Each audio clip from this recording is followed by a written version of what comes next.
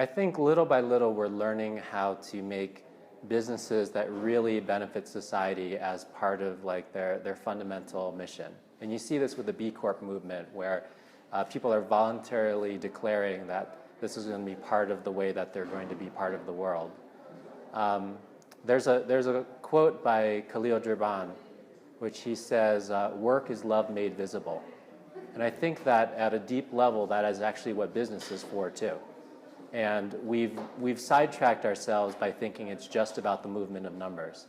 The numbers are important to track things. The numbers are important to understand the progress of a business, but the numbers are not the soul of a business. The numbers in and of themselves do not reveal that the love and care that goes into creating something that benefits people. So I really think that, you know, through the practical work of social entrepreneurs, through the B Corp movement, through many other things that are currently happening, that we're actually starting to get to that point where we have brought together the holistic understanding of what business is going to be to humanity. And what about, can you tell us, what would be the top 3 things that you would say to a social entrepreneur that is struggling?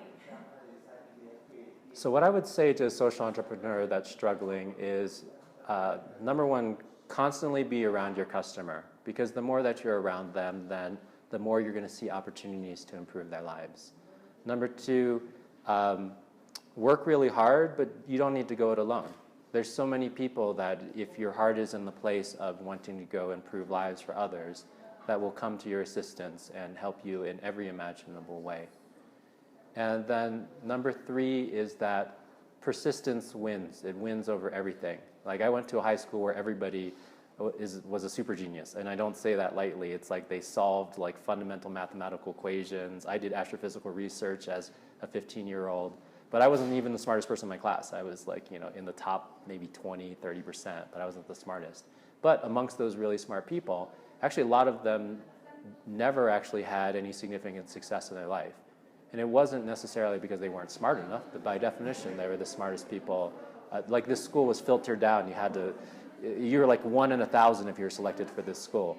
It wasn't the smartness, it was the persistence. It's the people that kept getting back up that actually made something. Yeah.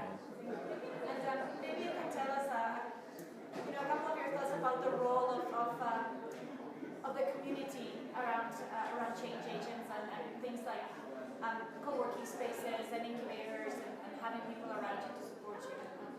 What has been your experience on that? So whenever the world changes, it doesn't all change at once. It's always that there's 1% of people that get it before 10% of people get it before the majority of people get it. And the value of spaces like this is, if you're part of that 1% of people that are starting to think about the world in a different way, you get to be around other people that are in that same challenge, that have that same mission, that kind of are trying to get it in the same way, so that you can kind of get it together. This is actually the truth about all the major movements in humanity. It was always 1% of people that really worked hard to understand and create something of value before it was understood by the rest. And maybe a couple of words about what you've seen in Ecuador, the entrepreneurs you met yesterday and the day before. What would you say to the world about what you've seen here? So what I will say about the entrepreneurs that I met during the Kiwa conference was that they're making really good products, actually. Like, the food was delicious, like the craftsmanship was really high. So I was really impressed, actually, just at the true authenticity and the quality of product that came from that. So I think that's a thing that I'm seeing uniquely here. And like, none of the folks that I met had this kind of quick turn, mentality where it's like, oh, you know why the way that I can make a buck is this, right? And I found that very refreshing.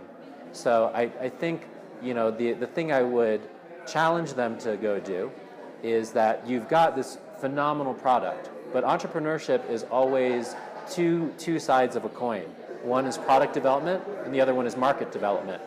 And the process of doing market development and delivering your product to market, and this includes supply chain management, inventory optimization,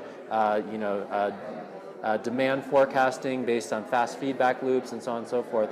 The market development side of things is the thing that is yet to kind of emerge. Though they've done phenomenally by doing just great products, and from there, most of them are already making somewhere between hundreds of thousands to even millions per year off of just the true, authentic quality of what they're doing.